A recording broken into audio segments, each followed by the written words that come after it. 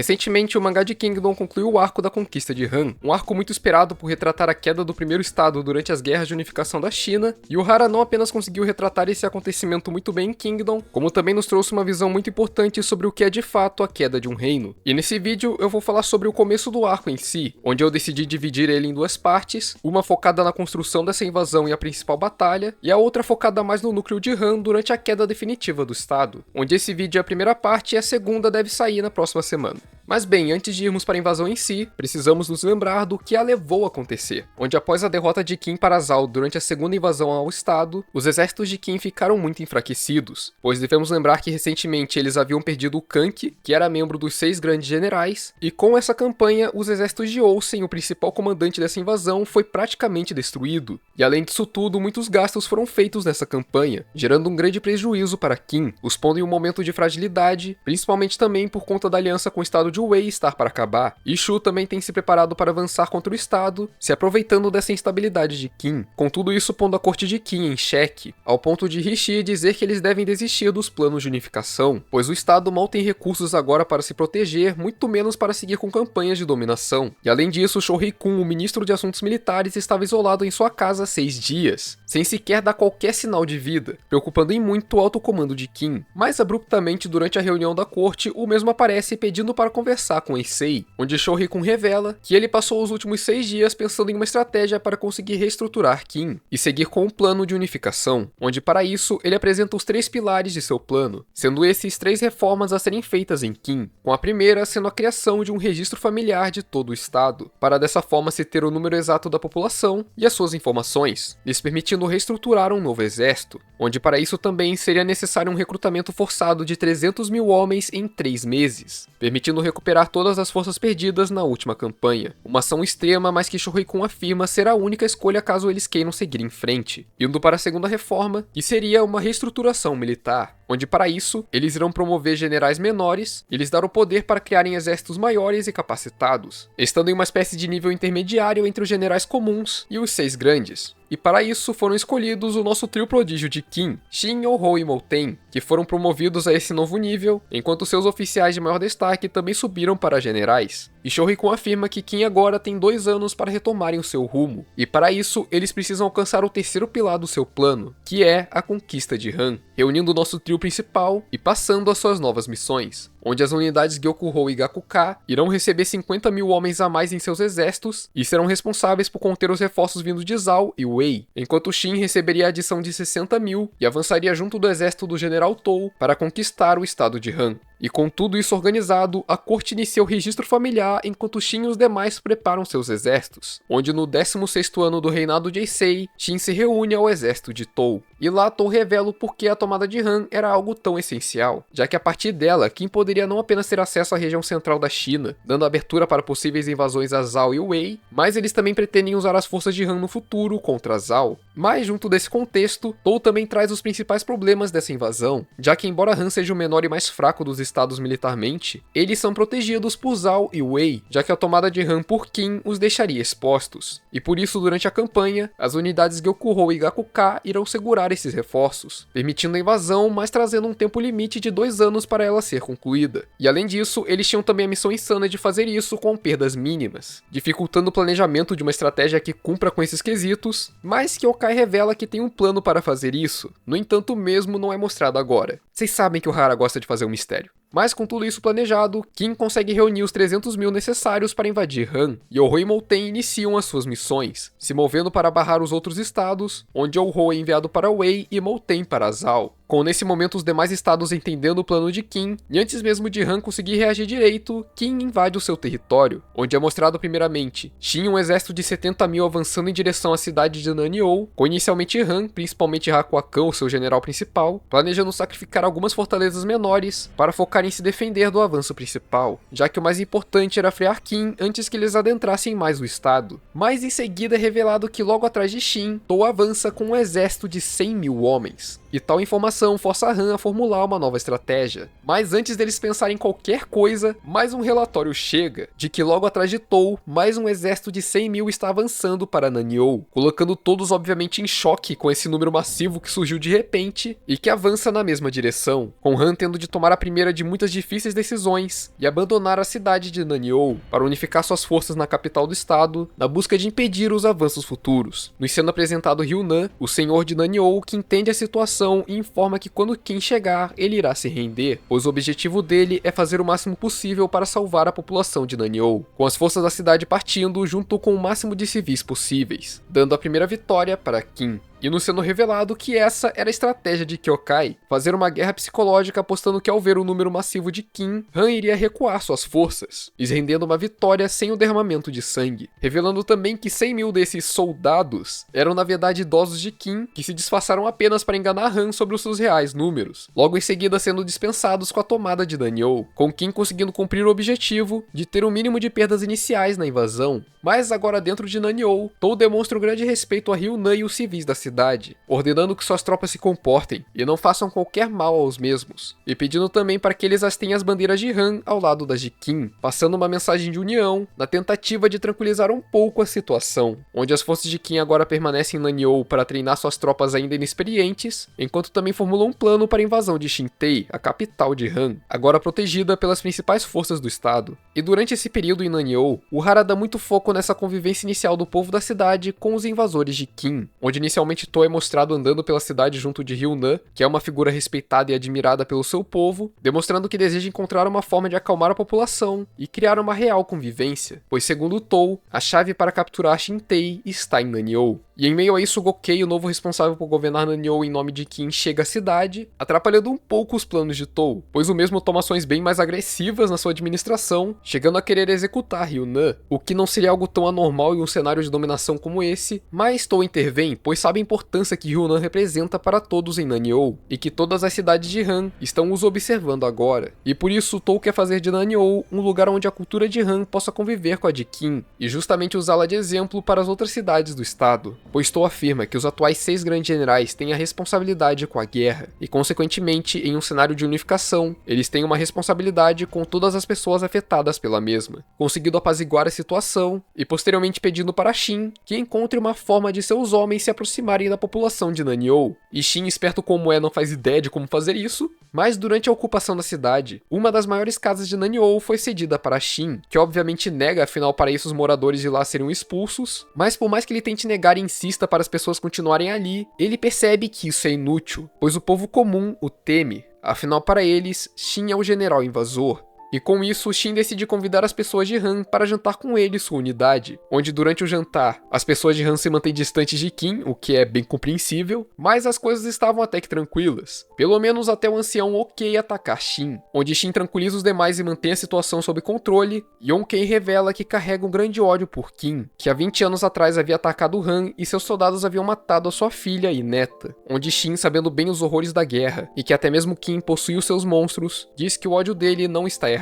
e que ele tem todo o direito de estar com raiva de Qin, e por isso os soldados de Qin devem estar cientes de sua culpa e estarem dispostos a receber o ódio que lhes for direcionado, pois as pessoas de Han também terão de carregar o seu ódio junto do luto pelas suas perdas, e que nesse sentido o fardo deles é muito maior que o de Shin e de seus homens. Com Shin conseguindo apaziguar a situação, dizendo que entende Onkei e que não irá impedir a raiva do mesmo. Mas mesmo assim, Shin diz que ele deve se esforçar para seguir em frente, pois tem certeza que aqueles que ele amava não gostariam de ver o mesmo passar o resto de sua vida presa em ódio. Onde após esse acontecimento e com o tempo de convivência, a relação entre a unidade Rishin e a população começa a melhorar, e o ódio aos poucos começa a se dissipar. E toda essa parte Naniou é essencial para esse arco, pois ela já nos prepara para os seus acontecimentos futuros, mas principalmente nos mostra a longa e dura jornada até que uma união seja de fato criada. O mangá não tem pressa aqui para mostrar como o povo comum é afetado em um cenário de dominação, e que o sonho de Eisei de unificar a China precisa não apenas conquistar os outros estados, mas essencialmente ele deve tentar uni-los, e esse sim será o maior desafio de Qin, que por mais que seja o lado que nós acompanhamos nessa história, ainda é visto por todos os outros estados como um monstro invasor que busca destruí-los. Onde ainda em Naniou, a figura de Gokei é também usada para mostrar o choque na mudança do poder da cidade, que agora tem que viver de acordo com as leis de Qin.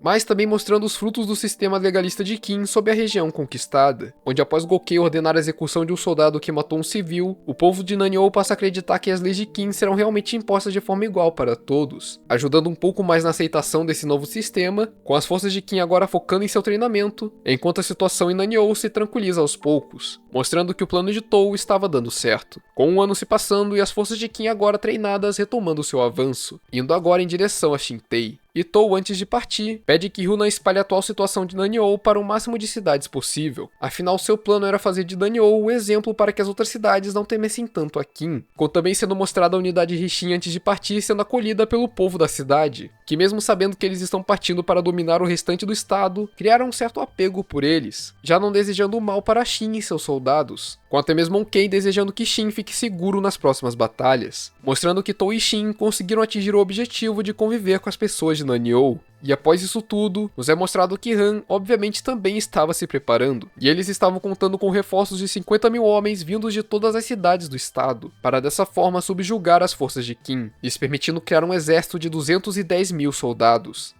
Mas, como eu disse, o plano de Tou deu frutos, com as cidades próximas de Naniou deixando de enviar os reforços à capital, se abstendo de participar da luta, com os 50 mil esperados sendo agora apenas 20 mil soldados, já causando mais um empecilho para as forças de Han, e com agora ambos os exércitos avançando para a batalha, com Han sendo liderada por Hakuo Kan como seu comandante supremo e Hakuo como seu segundo no comando. Mas antes da batalha, mensageiros de Naniou chegam à capital de Han, onde informam a atual situação da cidade e de como eles foram tratados por Qin, onde muitos desconfiam se aquilo é de fato verdade, mas ao mesmo tempo surge uma certa esperança silenciosa em alguns sobre Qin, já que aparentemente uma rendição sem derramamento de sangue trouxe paz para Naniou, com Tou também enviando uma mensagem para a princesa Nei, que caso você não se lembre, os dois já se conheceram quando Tou e Xin foram enviados para Han no passado em busca de Campiche, e o mesmo já havia reconhecido o potencial da princesa, com tal mensagem não nos sendo mostrada agora, mas se lembrem desse acontecimento, onde agora enfim indo para a primeira grande batalha que irá ocorrer nas planícies de Eitei, nos é mostrado que a atenção de todos se voltava para esse primeiro confronto, com Hakuo Kan e Hakuo iniciando um discurso para elevar a moral de Han, trazendo a determinação para proteger os seus 170 anos de história e se vangloriando dos seus anos de treinamento, com também a determinação assustando os soldados novos de Qin que nunca conheceram a guerra e obviamente se assustam com os gritos de guerra de seus inimigos. Mas Tou também começa a elevar a moral de Qin, onde diz que não importa quanto treinamento um exército tenha, quando comparado com a real experiência em combate, o mais experiente se sobressai. E do lado de Qin, haviam soldados que estavam muito mais presentes no campo de batalha do que os exércitos de Han nos últimos anos, com em seguida Xin também discursando exaltando a força da unidade Rixin e seus companheiros, e que eles irão alcançar a vitória ali mesmo, tal como fizeram tantas outras vezes. E agora com ambos os lados motivados, é ordenado o avanço, enfim iniciando a batalha. E nela, ambos os lados possuem uma desvantagem comum, pois ambos desconhecem o real potencial de seus inimigos. Afinal, Han não tinha tido uma participação militar significativa há mais de 10 anos, e Qin tinha soldados novos cujo potencial ainda era um mistério. No entanto, a organização de Han surpreendeu Qin, os pressionando inicialmente, mas com o tempo, a força das unidades de Qin se provaram superior, conseguindo retomar a vantagem, sendo também explicada a tática de Tou, onde eles irão avançar com todos os seus oficiais em força máxima, não permitindo que Han ganhe vantagem, pois temos que nos lembrar que Qin deve causar o máximo de prejuízo possível às forças de Han, enquanto preservam o máximo de soldados possível, e Hakuo Kan percebe o plano de Tou, pois também está ciente da situação de Qin. Mas inesperadamente durante o combate, Tou diz que está se retirando de seu quartel-general por um tempo e indo para outro lugar, onde o mesmo atravessa uma floresta adentrando o território de Han até se encontrar com a princesa Nei, revelando que a mensagem que ele deixou foi para eles se encontrarem em Eitei, onde Tou diz que a convocou para um tratado de paz. Tou afirma que Han irá cair, e por isso Xingtai deve se render para impedir um derramamento de sangue. E Nei poderia fazer isso, afinal para Tou, salvar o povo de Han naquele cenário deveria ser a prioridade. Mas Nei obviamente nega tal pedido, afirmando que isso seria algo cruel para o povo de Han, que agora mesmo está lutando pelo seu reino, onde nas palavras dela, Han nunca irá se render, nós iremos resistir até o fim.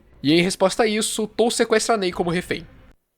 Tô zoando. Na verdade, ele pega Nei e a leva em seu cavalo para ver o campo de batalha, e lá ele mostra os horrores da guerra, e afirma que se Xingtai não se render, eles estarão condenados a isso, pois nem mesmo ele poderá impedir a brutalidade da guerra em um cenário de invasão, onde Tou segue afirmando que a queda de Han é inevitável, mas a forma como ela irá acontecer pode ser diferente. deixando a princesa e avançando para o combate, onde de volta ao campo de batalha, Yoko avança contra a unidade Risshin, se chocando com Shin e com Kaioten percebendo que Hakuakan pretende focar em derrubar o Shin primeiro, e Tou, ao perceber isso, se aproveita para avançar contra o próprio Hakuakan, que ficou mais exposto com tal estratégia, e confiando que Shin pode cuidar da situação. Com o combate entre Shin e as forças de Yoko prosseguindo, até Hakuou também chegar ao combate, pressionando em muito Shin, que agora tem de lidar com 2 generais ao mesmo tempo, com a unidade Risshin sendo informada de tal situação, e seus oficiais se movendo imediatamente para ajudar o seu general. E vendo que seus planos estão funcionando, Hakuakan se move em direção a Tou, que nos traz um contexto de que Hakuakan e Hakuou no passado foram grandes generais que impediram inúmeras invasões de Zhao e Wei, tendo até mesmo chamado a atenção de Oki. No entanto, por terem ficado tanto tempo longe do combate, Tou acreditava que os mesmos haviam enfraquecido. Com os avanços continuando, mas Han consegue isolar Tou e seus oficiais aos poucos, mostrando que os planos de Hakuakan estavam ocorrendo estranhamente fácil, onde era como se ele estivesse vendo o campo de batalha de cima.